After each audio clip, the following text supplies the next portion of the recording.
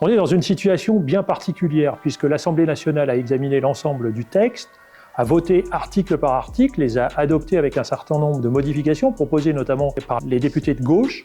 Et au final, l'ensemble du projet a été rejeté. Donc c'est le texte porté par le gouvernement qui arrive au Sénat. Le gouvernement, sur cette phase d'examen de la première partie à l'Assemblée nationale, il a été battu à de nombreuses reprises sur des amendements structurants, la taxation sur les profits, la suppression des niches fiscales.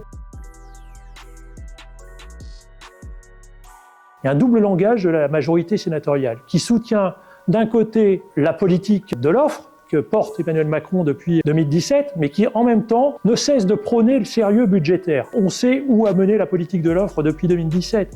Elle a créé les conditions d'un déficit abyssal. C'est l'échec patent d'Emmanuel Macron. On voit qu'aujourd'hui, taper dans la dépense publique, ce n'est pas une solution. Le président a dit que ce n'était pas un problème de dépenses, mais plutôt un problème de moindres recettes. On va le prendre au mot. Et tout au long des débats budgétaires, nous n'aurons de cesse de proposer des mesures budgétaires équitables et qui surtout ne cassent pas la croissance qui est déjà très fragile.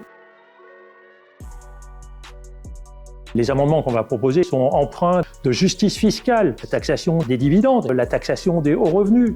Regardez au plus près la niche fiscale. Aujourd'hui, il faut 30 milliards par an d'investissement dans la transition écologique. C'est le grand absent de ce budget, avec une volonté clairement affichée par la majorité de tailler dans la transition écologique. Enfin, il y a un sujet particulier sur lequel on souhaite aller, c'est les collectivités locales. Je crois que c'est le sujet central, et notamment ici au Sénat, de ce PLF 2025. On aura une position très ferme. On ne peut pas accepter les propositions qui sont faites par le gouvernement en direction des collectivités locales.